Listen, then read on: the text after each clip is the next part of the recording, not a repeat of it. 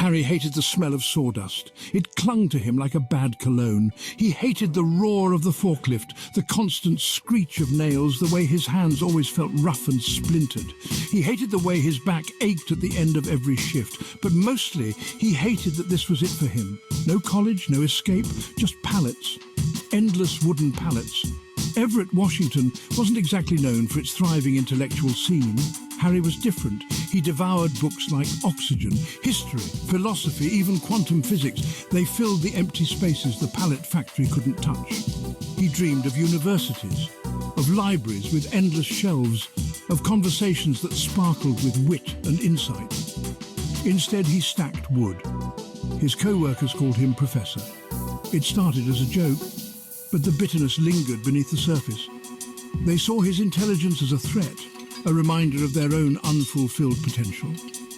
And they lashed out. He wasn't sure what hurt more, the physical labour or the soul-crushing monotony. Each day felt identical to the last, a grey blur of wood and sweat, and the gnawing feeling that he was meant for something more. Something, anything but this. Every day had its share of misery, but Tuesdays were the worst. That's when the Tuesday crew worked. 4 guys, each one a shade meaner, a degree louder, a notch dumber than the last. There was Jake, built like a refrigerator with a temper to match. He liked to accidentally bump into Harry, sending him sprawling into stacks of wood. Then there was Kevin, all greasy hair and bad teeth. He was the king of the cruel nickname, inventing new ones daily, each more degrading than the last. Mikey, the youngest, was a follower, eager to please. He'd laugh along with whatever torment the others cooked up, his face a mask of nervous cruelty. And finally there was Travis, the ringleader. He was wiry and intense, with eyes that seemed to burn with a cold internal fire. He saw Harry's intelligence as a personal affront and took every opportunity to remind him of his place. "Hey, Professor," Travis would sneer, "you learn how to stack wood in one of your fancy books?"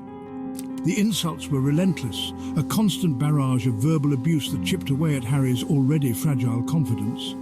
They tripped him in the aisles, hid his tools, misplaced his lunch. Small, calculated acts of cruelty that added up to a mountain of misery. Harry tried to ignore them. He tried to laugh it off, to pretend it didn't bother him, but the truth was, every insult, every shove, every cruel prank left its mark. He felt small, insignificant, utterly powerless. The worst part? Management knew. They saw the shoves, heard the insults, witnessed the daily humiliation, but they did nothing. It was easier to ignore it, to pretend it wasn't happening. After all, Harry was just one guy, and the Tuesday crew, they were productive. And in the end, productivity trumped human decency, except for Mr. Henderson. He was a young, ambitious assistant manager, eager to climb the corporate ladder. He saw Harry's situation as an opportunity, a chance to prove himself as a problem solver. He'd pull Harry aside, offering empty words of encouragement, hollow promises of action. "Don't worry, Harry," he'd say, his voice oozing fake concern. "I'm on top of this. Just give me a little time." But time passed, and nothing changed. The bullying continued, escalating with each passing Tuesday. Mr. Henderson's concern was a charade, a performance designed to impress his superiors, not to actually help Harry. Harry quickly learned that Mr. Henderson's concern was as thin as the veneer on a cheap piece of plywood. He was alone, trapped in a cage of his own making, surrounded by predators who smelled his fear and weakness. Section 4. Letters to Loneliness. The loneliness was suffocating. Harry felt like a ghost, invisible to everyone but his tormentors. He craved connection, a kindred spirit who understood the crushing weight of his existence. He found solace in an unlikely place, the written word. He stumbled upon a program where you could write letters to prisoners. It felt strange at first, pouring his heart out to strangers locked away for crimes he couldn't fathom. But there was a strange comfort in the anonymity of it all. He could be himself, without judgment, without fear. He wrote about his loneliness, his frustrations, his dreams of escaping the pallet factory and living a life worthy of its potential. He wrote about the books he was reading, the ideas that consumed him, the world outside the four walls of his tiny apartment. His words were met with a surprising response. He received letters from murderers, thieves, drug dealers. But in their words, he found a strange kinship. They too knew what it meant to be lonely, to be forgotten, to be defined by the worst thing they'd ever done. And then there was Guillermo. Section 5. Guillermo, the pen pal. Guillermo's first letter was different. It wasn't filled with self-pity or anger. It was thoughtful, insightful, even funny. He wrote about his life before prison, his family, his regrets. He wrote about his love for books, his passion for history, his desire to make amends for the mistakes of his past. He was a member of a Mexican gang, serving a life sentence for a crime he swore he didn't commit.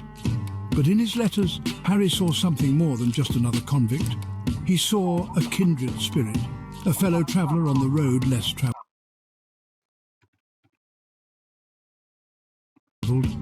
They wrote about everything and nothing. Books, movies, music, their hopes, their dreams, their fears. Harry found himself looking forward to Guillermo's letters, to the way his words could transport him even for a brief moment from the drudgery of his daily existence.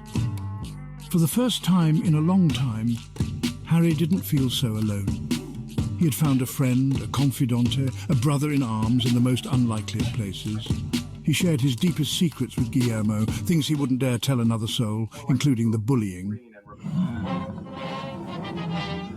Section 6. A brother's fury.